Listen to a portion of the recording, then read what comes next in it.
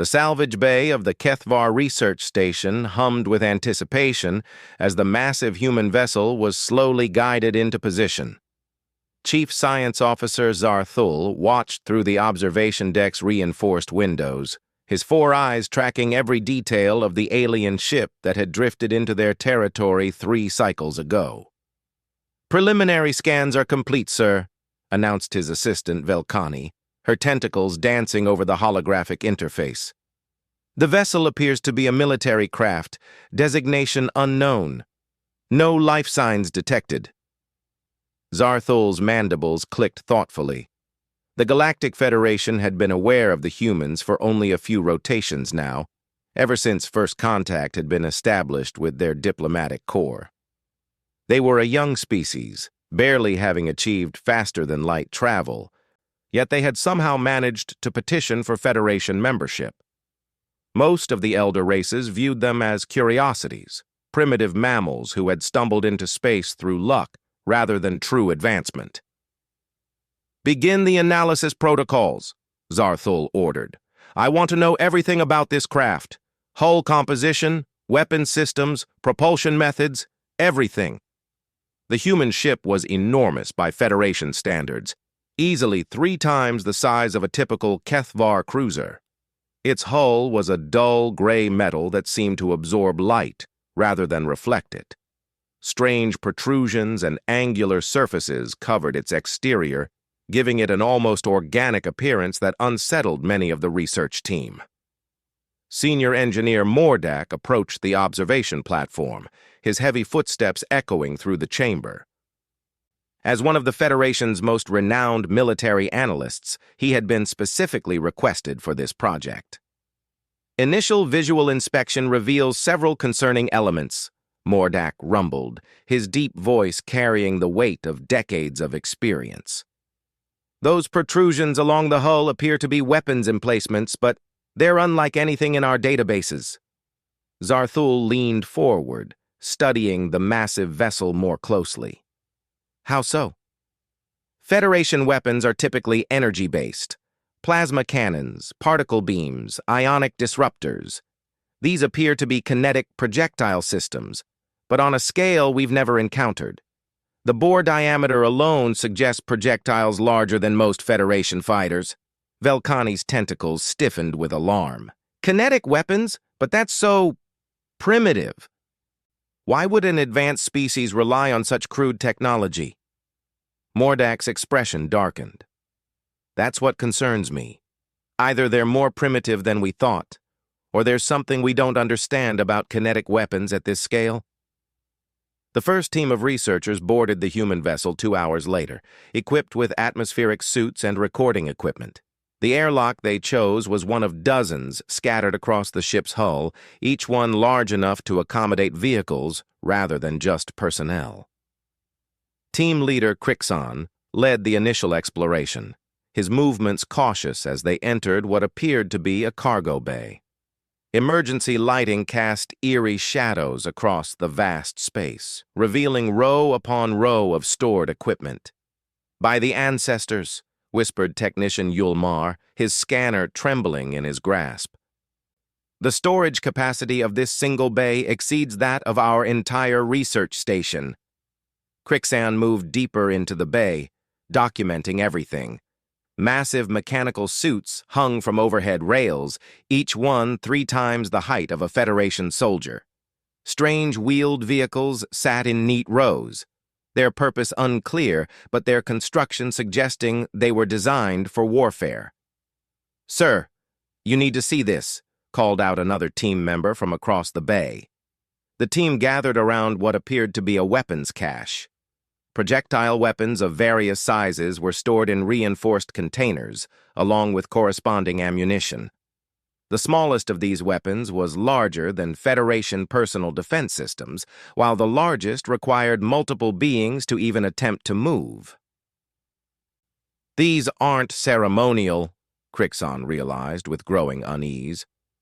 "These are functional weapons, designed for actual combat." Yulmar's scanner beeped rapidly as he examined the ammunition. "Sir, these projectiles are composed of depleted heavy metals. the kinetic energy they could deliver. He paused, running calculations. A single round from one of these weapons could punch through the hull of a Federation destroyer. The exploration teams spent the next several days mapping the human vessel, and each new discovery only deepened their bewilderment and concern.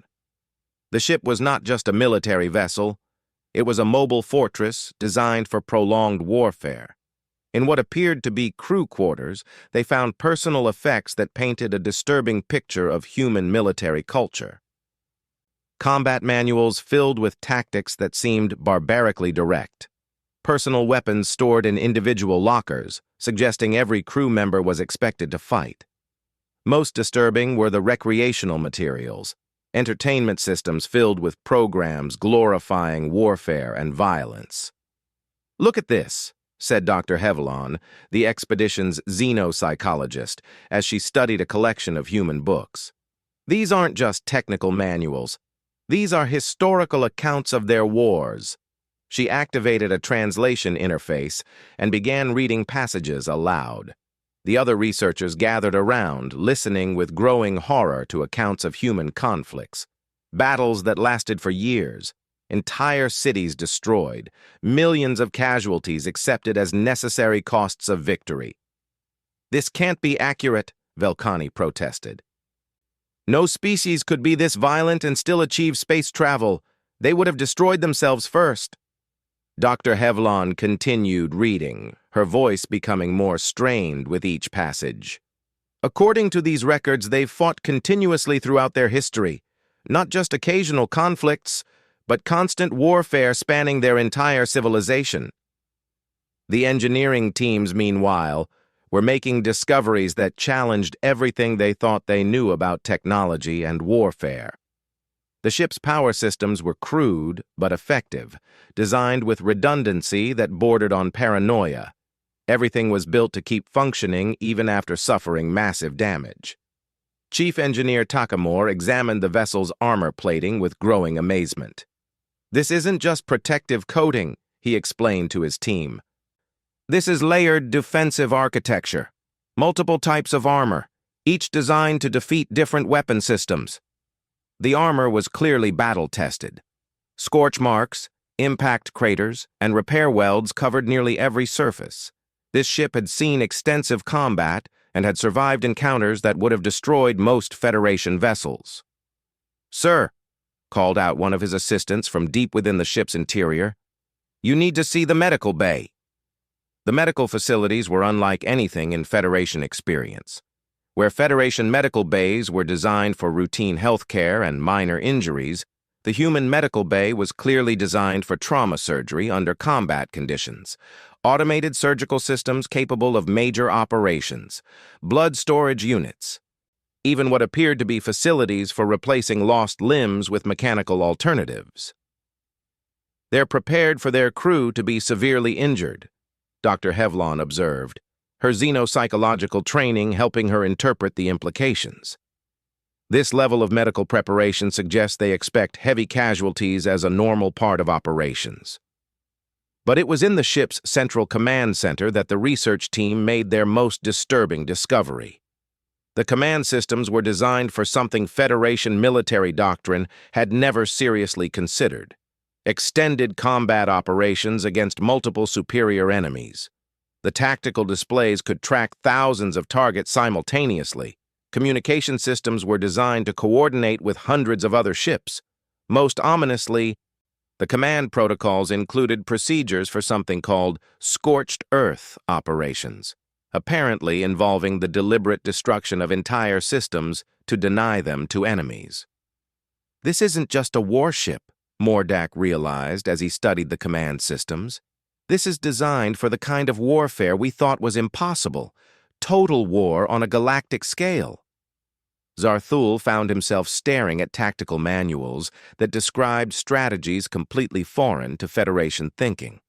Where Federation conflicts were typically brief affairs decided by technological superiority, human military doctrine assumed prolonged campaigns against determined enemies who might be technologically superior. The humans had developed tactics for fighting enemies with better weapons, faster ships, and superior numbers. They had contingencies for losing entire fleets and continuing to fight. They had plans for warfare that could last for generations. "Sir," Velcani's voice was barely a whisper as she studied the ship's database. "I've found something else. This isn't their most advanced warship." The command center's files contained specifications for other human vessels, ships larger than the one they were studying, ships with more weapons, thicker armor, and systems the research team couldn't even begin to understand. "According to their classification system," Velcani continued, "this is what they call a light cruiser." The implications hit the research team like a physical blow. If this massive, heavily armed fortress was considered a light vessel by human standards, what did their actual warships look like? Mordak accessed the human ship's combat logs, and what he found there changed everything. The vessel had participated in something called the Centauri Campaign, a military operation involving over 3,000 human ships against an enemy they identified only as the Swarm. The battle records showed tactical coordination on a scale that dwarfed anything in Federation military history. Human fleets moving in perfect synchronization across multiple star systems. Logistics operations that kept thousands of ships supplied and operational for months at a time. Combat operations that continued even after individual ships had been damaged beyond what Federation doctrine would consider survivable. "They don't just fight wars," Mordak said quietly. "They've created an entire civilization designed for warfare on a scale we can't comprehend." The research team worked through the night, driven by a growing sense of urgency. Each new discovery painted a more complete picture of what humanity truly was, not the primitive species the Federation had assumed, but something far more dangerous. In the ship's library, they found educational materials that revealed how human children were taught about warfare from an early age, not as something to be avoided, but as something to be understood and prepared for. The humans didn't see war as an aberration. They saw it as a natural state that required constant readiness. Dr. Hevlon discovered psychological profiles of human soldiers that defied everything she knew about sapient psychology. These beings could function effectively even while experiencing levels of stress that would incapacitate most Federation species. They could make life-and-death decisions under extreme pressure, and they could continue fighting even after suffering injuries that should have been debilitating. "Their pain tolerance alone is beyond our understanding," she reported to Zarthul. "According to their medical records, human soldiers regularly continue fighting with injuries that would put most Federation species into shock." As the analysis continued, patterns began to emerge that painted an even more disturbing picture. The humans weren't just prepared for war, they were good at it in ways that suggested an evolutionary adaptation to conflict. Their tactics showed a level of creativity and adaptability that was unprecedented. When faced with superior technology, they developed strategies to negate technological advantages. When outnumbered, they found ways to use their enemies' numbers against them. When outgunned, they created tactics that turned their enemies' weapons into liabilities. The ship's historical database contained records of human conflicts where small forces had defeated much larger armies through superior strategy and tactics. Battles where humans had won despite being outnumbered 10 to 1 or more. Campaigns where they had turned certain defeat into victory through sheer determination and tactical brilliance. "They've been fighting War S for their entire existence," Zarthul realized as he reviewed the historical data. "They didn't learn warfare from other species. They developed it independently. And they've had thousands of years to perfect it. But perhaps the most disturbing discovery was yet to come. In the deepest sections of the ship's database, protected by encryption that had taken their best programmers days to break, they found something that changed everything they thought they knew about humanity's place in the galaxy. The files were marked with a classification level that suggested extreme secrecy. And when Velkani finally accessed them, her reaction was immediate and visceral. "Sir," she said, her voice shaking, "you need to see this immediately."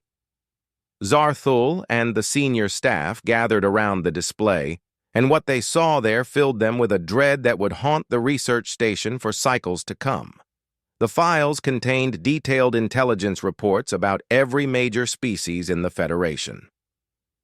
Not just basic diplomatic information, but comprehensive military assessments. Human analysts had studied Federation weapons, tactics, ship designs, and defensive capabilities with the thoroughness of a species preparing for war. They knew the exact specifications of every Federation warship class. They knew the deployment patterns of Federation fleets. They knew the locations of military installations, industrial centers, and strategic resources throughout Federation space. The humans hadn't just stumbled into space and encountered the Federation by accident. They had been watching, studying, and preparing. The diplomatic contact that the Federation had seen as first contact had actually been the culmination of a long-term intelligence-gathering operation. "They've been preparing to fight us," Mordak said quietly. "This isn't exploration or scientific curiosity. This is reconnaissance." The revelation recontextualized everything they had learned about the human ship. The massive weapons weren't primitive. They were specifically designed to be effective against Federation technology. The armor wasn't crude. It was engineered to defeat Federation weapons. The tactics weren't barbaric. They were calculated responses to Federation military doctrine. As the research team processed this information, they began to understand the true nature of what they were dealing with. Humanity wasn't a young species seeking to join the galactic community. They were apex predators who had been studying their potential prey. The Federation had welcomed humanity as new members, never suspecting that they were inviting wolves into the fold. Now, as Zarthul stared at the evidence spread before him, he realized that humanity's membership in the Federation wasn't a diplomatic triumph. It was the first move in a game whose rules only the humans understood. And somewhere out there in the darkness of space, thousands of ships like the one they were studying were waiting for orders that would change the galaxy forever. The emergency council session convened within hours of Zarthul's initial report reaching Federation High Command. Representatives from 17 different species gathered in the Great Chamber of the Federation Council, their various forms creating a diverse tapestry of galactic civilization. The atmosphere was tense with an urgency that had not been felt since the Void Wars 3 centuries ago. Admiral Kethrun of the Altarian Defense Force called the session to order, her crystalline form pulsing with the deep blue of serious concern. "Council members, we are here to discuss the disturbing findings from the Kethvar research station regarding the human vessel designated Unknown 7. Zarthul stood before the assembled council, his report downloaded directly into their neural interfaces. The silence that followed his presentation was deafening. For several long moments, no one spoke as the implications of the human military capabilities sank in. "This is impossible," declared Councillor Vexhan of the Polydary Trade Federation. His insectoid form clicked nervously as he processed the data. "No species develops this level of military sophistication without first destroying themselves. It violates every model of evolutionary development we have established." Dr. Eiseneth, the Council's chief xenosociologist, leaned forward in her hover chair. "The psychological profiles alone suggest a species that has bypassed our entire understanding of social evolution.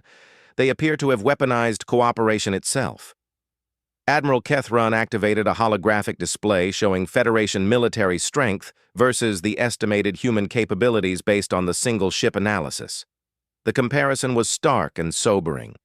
If their light cruiser possesses this level of armament and defensive capability, what does their actual battle fleet look like? The question hung in the air like a toxic cloud. Federation military doctrine had been built on the assumption that technological superiority would always triumph over primitive aggression. The idea that a species could develop military capabilities that rivaled or exceeded Federation technology through pure strategic thinking was revolutionary and terrifying. "We must consider the possibility," spoke up Councillor Morth-Ack of the Selenite Consortium, "that we have made a fundamental error in our assessment of human development. What if their apparent primitiveness is actually sophisticated camouflage?" This suggestion sent ripples of unease throughout the chamber. The Federation had protocols for dealing with aggressive species, technological challenges, and even unknown threats. But they had no protocols for dealing with a species that had deliberately hidden their true capabilities while infiltrating Federation space. Back at the research station, the investigation had taken on new urgency. Zarthul had been granted unlimited resources and personnel to uncover every detail about human military capabilities. Teams of specialists worked around the clock, dissecting every aspect of the captured vessel. The weapons analysis team had made discoveries that challenged fundamental assumptions about physics and warfare. The human kinetic weapons weren't just primitive projectile systems. They were sophisticated instruments of destruction that used principles Federation scientists had dismissed as ineffective. Senior weapons engineer Corvani presented her findings to the research team with barely controlled amazement. These projectile systems achieve penetration through a combination of velocity, mass, and material science that we never considered viable. They're not trying to overwhelm defenses through energy output. They're using physics itself as a weapon. She activated a simulation showing how human projectiles interacted with Federation shield technology. The results were disturbing. While Federation energy weapons were largely neutralized by standard defensive screens, the human kinetic rounds punched through shields as if they barely existed. "The shields are designed to deflect energy," Corvani explained, "but these projectiles carry so much kinetic energy that they simply overwhelm the deflection capacity. It's like trying to stop a meteor with a net."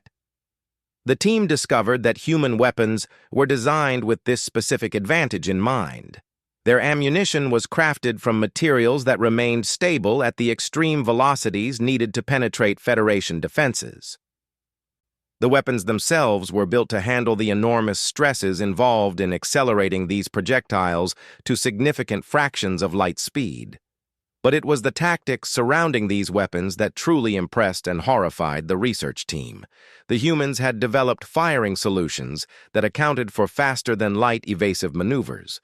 They had calculated engagement ranges that maximized their kinetic advantage while minimizing enemy response time. They had even developed ammunition types specifically designed to defeat different Federation armor compositions. "They've studied us," Mordak concluded grimly. "Every aspect of these weapons shows detailed knowledge of Federation military technology. They know exactly how to kill us." The psychological profile team, led by Dr. Hevlon, had been working to understand how a species could develop such comprehensive military capabilities without destroying themselves. Their findings painted a picture of humanity that was both fascinating and deeply disturbing. "Human psychology is fundamentally different from any Federation species," Dr. Hevlon reported. "They've developed what appears to be a dual nature, capable of extreme cooperation within their group while maintaining constant readiness for conflict with outsiders. The human historical records revealed a species that had learned to channel their aggressive instincts into collective survival. Rather than allowing internal conflicts to destroy them, they had developed mechanisms for unifying against external threats. This had allowed them to maintain their warrior culture while building a sophisticated civilization. They practice what they call controlled warfare," Dr. Hevlon continued. "They stage limited conflicts among themselves to maintain military readiness and test new tactics, but these conflicts are carefully managed to prevent civilization-ending damage." This revelation explained how humanity had been able to develop such advanced military capabilities without falling into the self-destructive cycle that had claimed so many other aggressive species. They had essentially turned warfare into a science, studying it with the same dedication other species applied to physics or biology. The cultural analysis revealed even more disturbing insights. Human society was built around the concept of military readiness. Their educational systems trained every citizen in basic combat skills. Their industrial capacity was designed to rapidly convert to military production.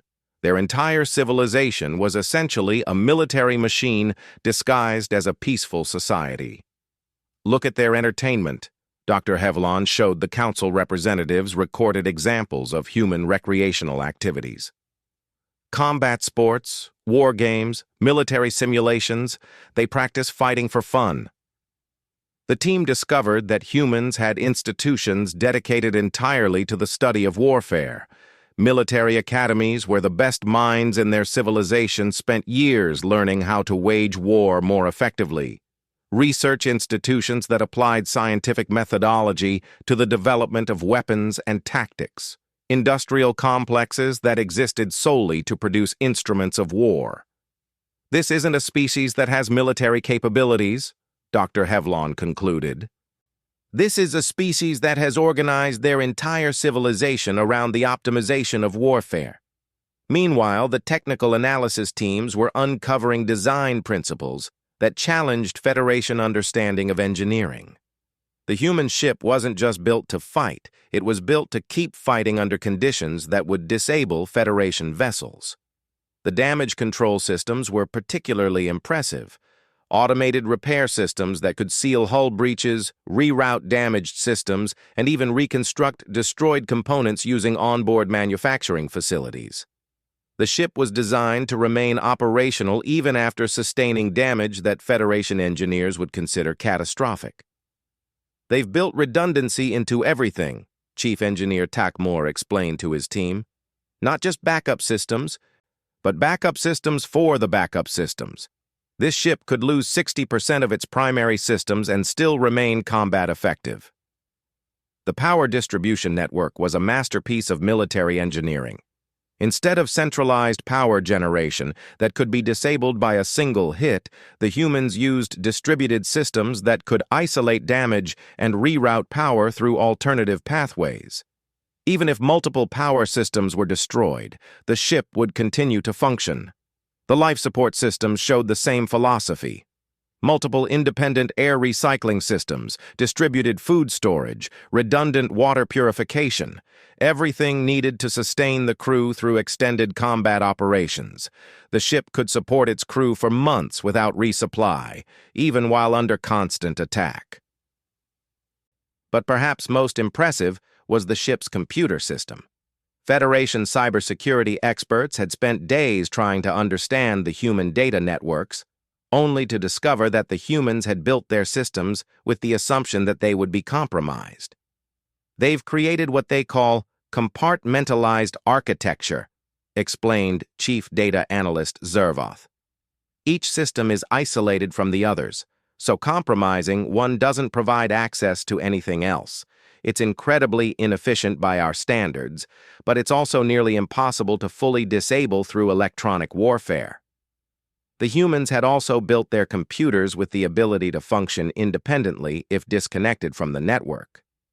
Critical systems had their own processing power and could operate even if the main computer cores were destroyed. It was as if they expected their enemies to be as technologically sophisticated as they were. As the research continued, the team began to understand that they weren't just looking at a military vessel. They were looking at the product of a civilization that had spent thousands of years thinking about how to fight wars against technologically superior opponents. The strategic implications became clear when the team discovered the ship's mission parameters. The vessel had been conducting what humans called deep reconnaissance, gathering intelligence far behind enemy lines in preparation for future military operations.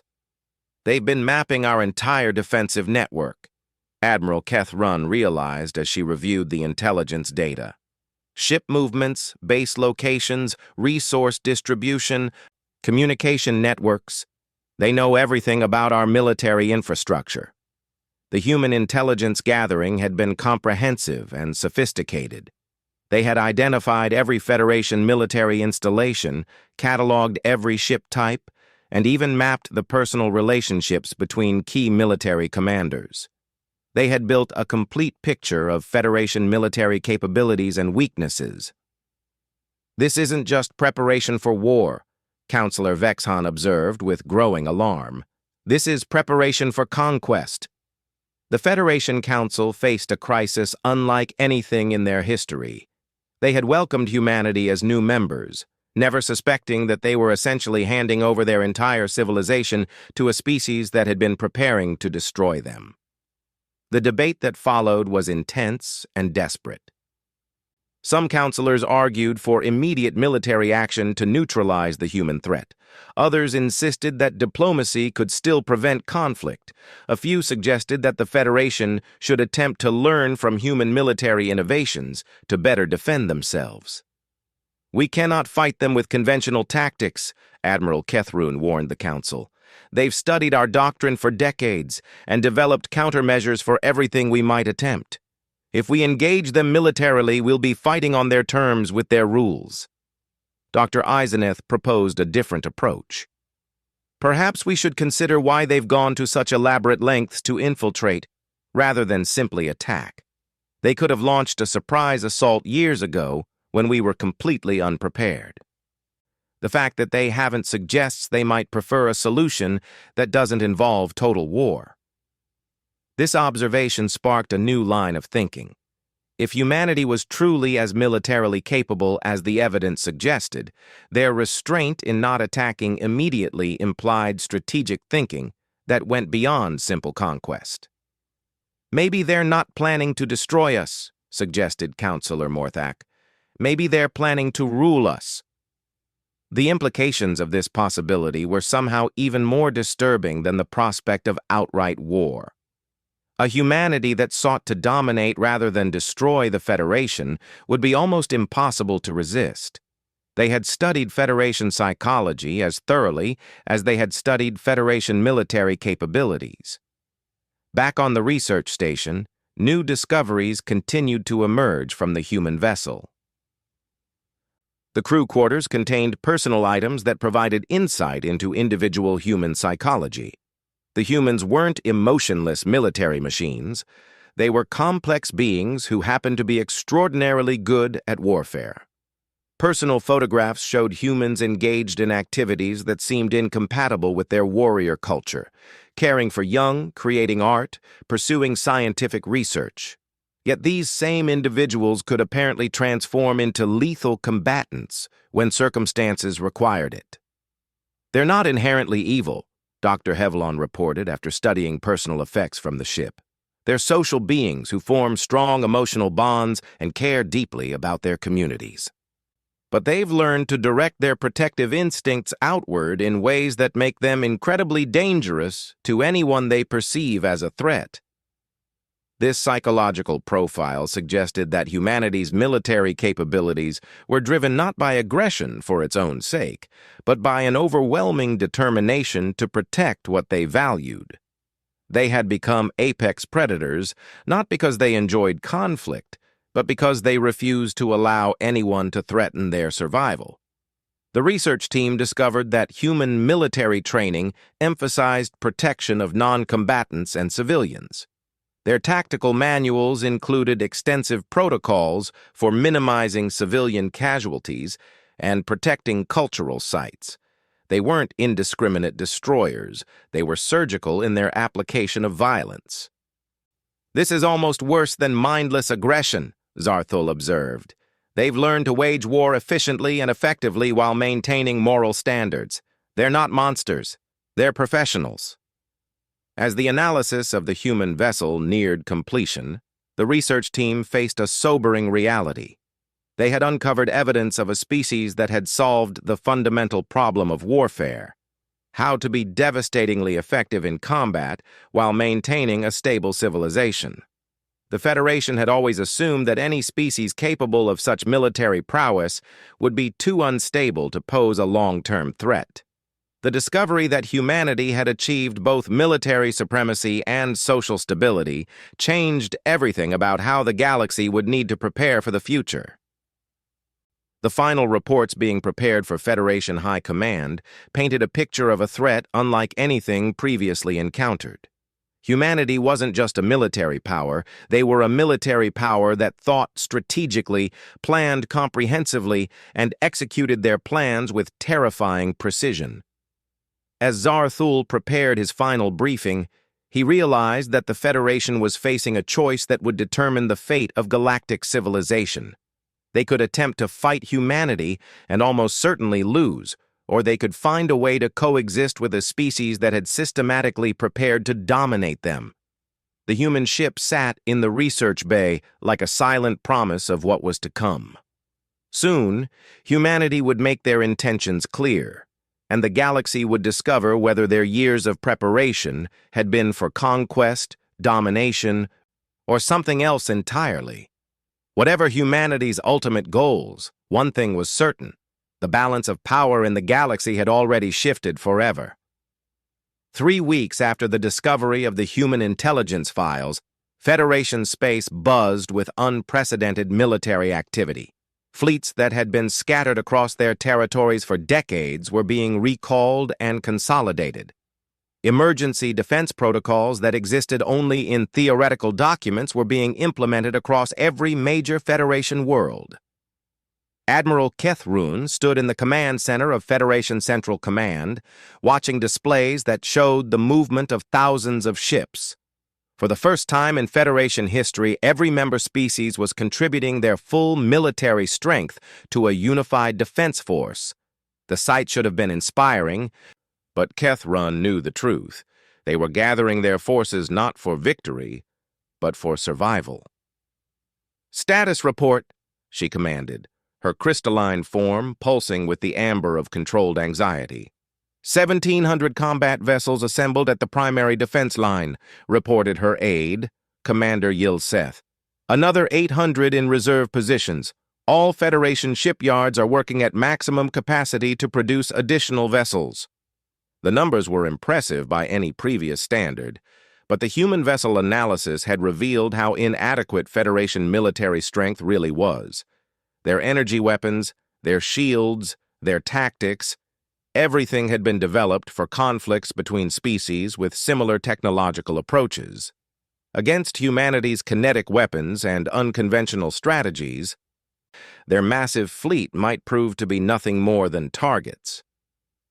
On the research station, Zarthul received an encrypted message that changed everything.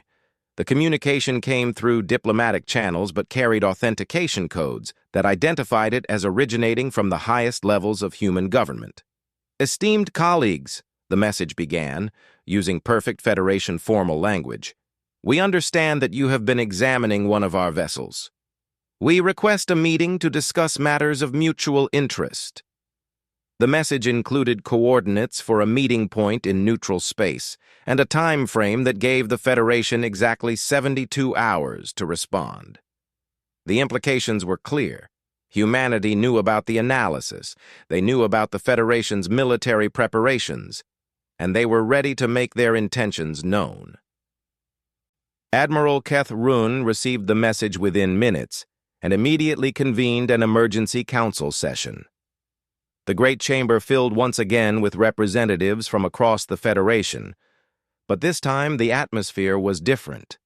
The desperate hope for a diplomatic solution was tempered by the knowledge of what humanity was truly capable of. "They're not asking for a meeting," Councillor Vexhan observed grimly. "They're granting us an audience. The language is polite, but the message is clear. We'll meet on their terms at their convenience." Dr. Eiseneth studied the communication patterns embedded in the message. The transmission routing suggests it came from at least 12 different points simultaneously. They're not just hiding their location, they're demonstrating that they have assets positioned throughout Federation space. The council debate was brief and decisive. They had no choice but to accept the meeting. The alternative was waiting for humanity to act without any input from the Federation. and the analysis of the human vessel had made it clear that humanity held every strategic advantage. Admiral Keth Rune would lead the Federation delegation, accompanied by diplomatic and military advisors from the major member species. The human message had specified that they could bring whatever ships they deemed necessary for their security, but Ketharon suspected that any military escort would be more for show than actual protection. As the Federation prepared for the most important diplomatic encounter in their history, the research teams continued their analysis of the human vessel. New discoveries emerged daily, each one adding another piece to the puzzle of humanity's true capabilities. The ship's communication systems revealed that humanity possessed a vast intelligence network that spanned not just Federation space, but regions beyond the galactic frontier that the Federation had never even explored. They had been in contact with species and civilizations that the Federation didn't know existed. "They're not just a single-system civilization," Velkani reported to the research team. "Based on their communication logs, they have colonies, allies, and forward operating bases across a region of space larger than the entire Federation." This revelation shattered another Federation assumption. They had believed humanity to be a young species taking their first steps into space. Instead, they were dealing with an established galactic power that had been operating in secret for decades. The ship's historical databases revealed the true scope of human expansion. While the Federation had been focused on their own internal politics and gradual territorial growth, humanity had been spreading across the galaxy like a plague, establishing hidden colonies and building alliances with species the Federation had never encountered. "They've been playing a completely different game," Zarthol realized as he reviewed the data. "While we've been thinking in terms of territories and trade routes, they've been thinking in terms of strategic positioning and resource control." The meeting point specified by humanity was a star system on the edge of Federation space that had been considered uninhabitable due to high radiation levels. When the Federation delegation arrived, they discovered why humanity had chosen that location. Waiting for them was not the single diplomatic vessel they had expected, but a battle formation that defied comprehension. 50 human warships hung in space, their dark hulls gleaming with the light of the nearby star. Each ship was larger than the vessel they had analyzed, and their formation suggested a level of coordination that exceeded anything in Federation military experience. "By the ancestors," whispered Commander Yilseth as the Federation ship approached the human fleet. "Each of those vessels could destroy our entire escort squadron." The human flagship was a massive dreadnought that dwarfed anything in the Federation fleet.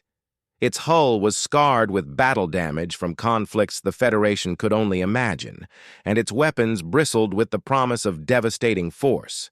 Yet despite its intimidating appearance, it maintained position with the patience of a predator that knew its prey had nowhere to run.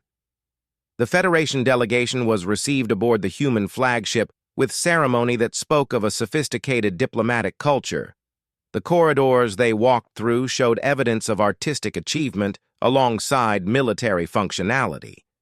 Humans, it seemed, were capable of creating beauty even in their instruments of war.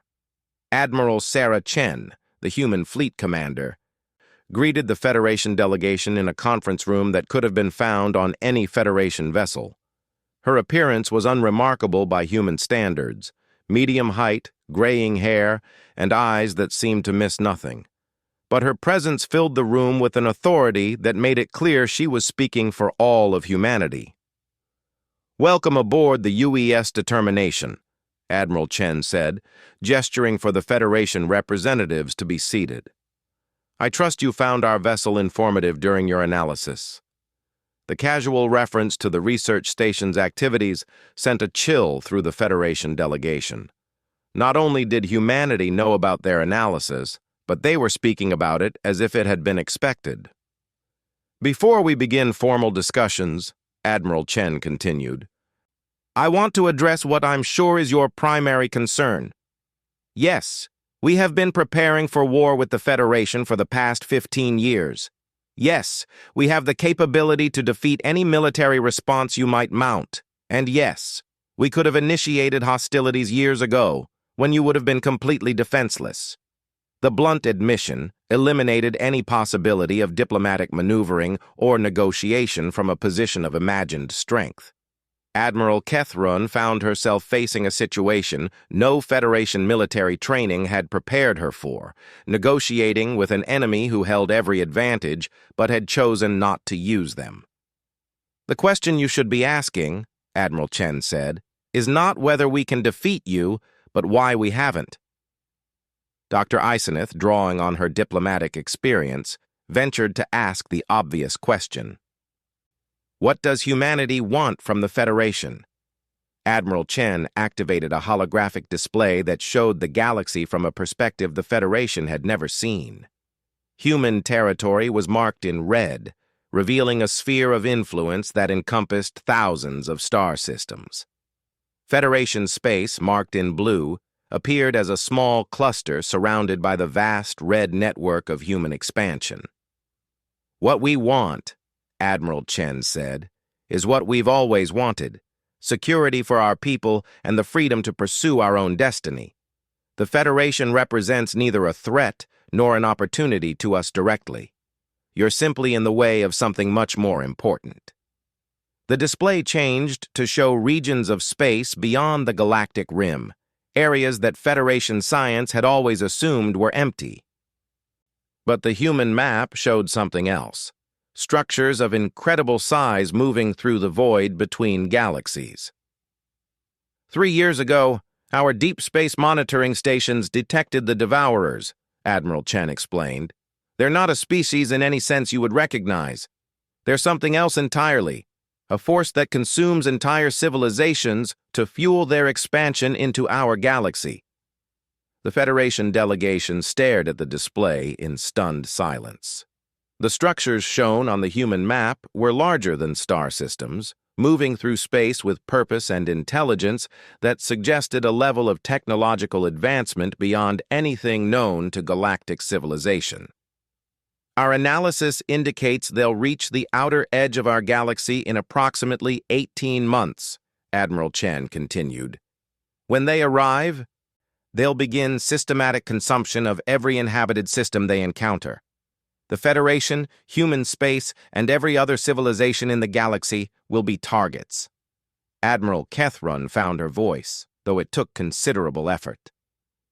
Why haven't you shared this information with the Federation before now?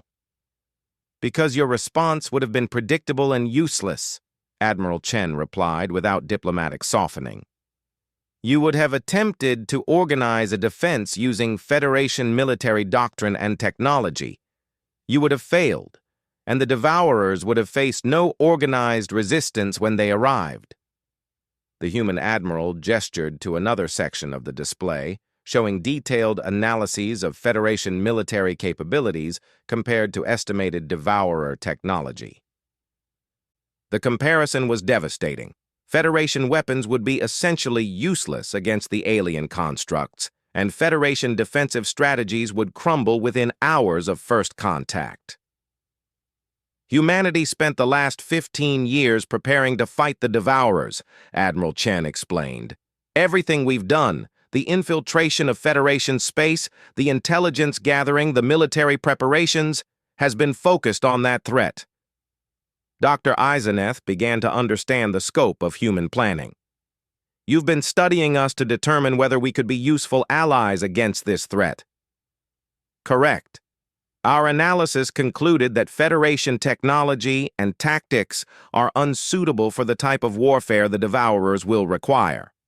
However, Federation industrial capacity and scientific resources could be valuable if properly directed. Admiral Chen activated another display showing proposed modifications to Federation ship designs. The changes were comprehensive: new armor systems, kinetic weapons, power distribution networks, and tactical systems that followed human design principles. We're prepared to share our technology and tactical knowledge with the Federation, Admiral Chen said. In exchange, we want unified command authority over all military operations against the Devourer threat. The proposal hit the Federation delegation like a physical blow. Humanity was offering to save them from a threat they didn't even know existed, but the price was essentially surrendering Federation military independence to human command. "You're asking us to place our entire civilization under human military control," Admiral Kethrun said. "We're asking you to survive," Admiral Chen replied. "The alternative is the complete destruction of Federation civilization within 2 years of the Devourer arrival." Counselor Vexhan raised the obvious concern. "How do we know you're telling the truth about this threat? How do we know this isn't simply an elaborate justification for conquest?" Admiral Chen gestured, and the conference room's displays showed real-time feeds from human deep space monitoring stations. The images were clear and undeniable. Massive structures moving through the void between galaxies, their purpose unmistakably hostile. "Because," Admiral Chen said quietly, "we're running out of time, and we need every advantage we can get. The Devourers aren't just a threat to individual species or civilizations. They're a threat to all organic life in the galaxy." The Federation delegation requested time to review the information and consult with their governments. Admiral Chen granted them 72 hours, but she made it clear that humanity would proceed with their preparations regardless of Federation cooperation. As the Federation representatives returned to their ship, they carried with them data packages that would forever change how their civilizations viewed their place in the galaxy. The analysis of the human vessel had revealed humanity's military capabilities, but the meeting had revealed something far more significant: humanity's willingness to share those capabilities in the face of an existential threat. Admiral Kethrun spent the journey back to Federation space reviewing the Devourer data and the proposed military modifications. The scope of the changes required would transform Federation civilization into something resembling a mirror of human military culture. But the alternative, facing the Devourers with current Federation capabilities, would mean certain extinction. The emergency council session that followed was the most momentous in Federation history. Representatives debated not just the immediate question of alliance with humanity, but the fundamental transformation of their civilization that such an alliance would require. "They're offering us survival," Dr. Eiseneth observed, "but survival as a junior partner in a military alliance dominated by human strategic thinking." "The question," Admiral Kethrun replied, "is whether we prefer to maintain our independence for the few months before the Devourers destroy us, or accept human leadership and have a chance to survive as a civilization." The vote, when it came, was unanimous. The Federation would accept humanity's offer and begin the massive transformation needed to prepare for the Devourer threat. Representatives from 17 species agreed to place their civilizations under human military command in exchange for technology and tactics that might allow them to survive the coming war. As Federation shipyards began the process of converting their fleets to human specifications, the true scope of humanity's preparation became clear. They hadn't just been planning for war, they had been planning for the survival of galactic civilization itself. The human vessel that had sparked the investigation was returned to its fleet, its analysis complete. But the knowledge gained from that single ship had revealed the truth about humanity's place in the galaxy. They weren't conquerors or destroyers. They were protectors who had taken upon themselves the responsibility for defending all organic life against a threat beyond imagination. In the months that followed, Federation citizens would learn to live with the knowledge that their survival depended on a species they had once considered primitive. They would discover that humanity's apparent aggression had actually been preparation for the greatest defense in galactic history. The analysis of the human battleship had revealed capabilities that filled the Federation with dread. But the meeting with humanity had revealed something that filled them with hope. They were not alone in facing the darkness that approached from beyond the galaxy. As human advisors began arriving at Federation worlds and the massive military transformation began, one truth became clear to everyone involved. Humanity had spent 15 years preparing for war, not because they loved conflict, but because they understood that sometimes the only way to preserve peace was to become very, very good at fighting. The galaxy would never be the same, but thanks to humanity's preparation and the Federation's willingness to adapt, it would survive to see another dawn.